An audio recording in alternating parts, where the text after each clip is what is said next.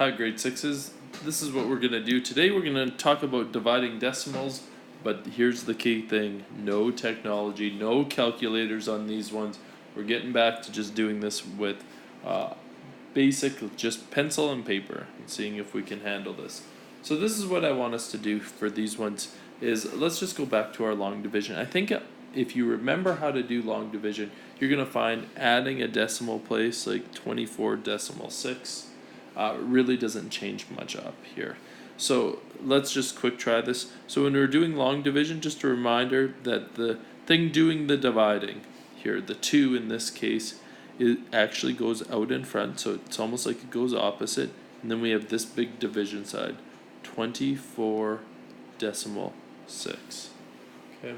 And remember, the first thing you're asking yourself is, how many times can this 2, how many will be in each group if we divide that 2 into 2 groups? Because that's what we're doing. We're dividing this up into 2 groups.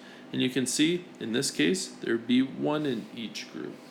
So how many of the 2's did we use if we divided them up into 2 groups and there was 1 in each group? Well, 1 times 2 gives us 2, so we have none left over. Next thing we're going to do is we're going to bring down our 4 here. So you can see we had none left over, we're bringing down 4, now we're asking ourselves the same thing here. We're thinking about this 2, we're dividing this 4 up into 2 groups. How many will be in each group? And I think you'll realize pretty quick, we're going to have 2 in each group. So 2 times 2 gives us 4. We had 4, we used 4, so 4 minus 4 leaves us with none left. The last thing we're doing, our last digit we're dealing with, is the 6 here. So one thing you're going to notice is when we dealt with the 6, we crossed the decimal point. So all I want you to do here is you just move your decimal point right up. That's the only difference between long dividing decimals and long dividing numbers that aren't decimals. So basically now we ask ourselves, hey, we're dividing 6 up into 2 groups. How many will be in each group? And I think we all know that's going to be 3. 3 times 2 gives us 6. So we used them all. There's none left over. There's no remainder.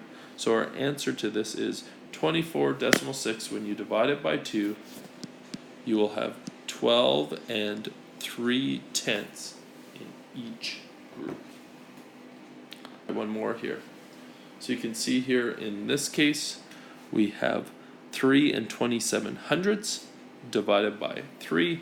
So we're going to set it up again, long division. 3.27. If you want, even right off the bat, you can move that decimal place right up there. So first thing we're doing, we're always dividing these things into 3 groups. So first thing, we're dividing 3 up into 3 groups. There's going to be 1 in each group. 1 times 3 is 3. We used them all. We have none left over. Next thing we're doing, we're bringing down a 2.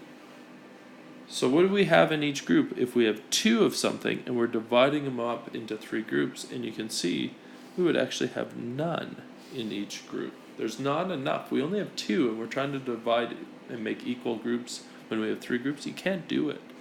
So in this case, when we do 0 times 3 gives us 0. So if we had 0 in each group, we had 3 groups of 0. There's none that we used, so we have 2 left.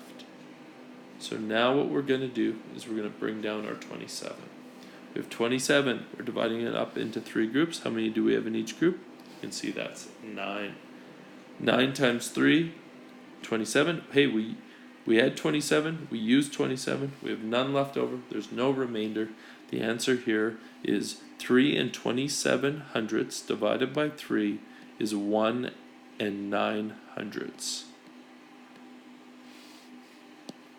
I hope that comes back. If you're still struggling just with long division, I'll definitely take some time and help you out. But hopefully this gets you going.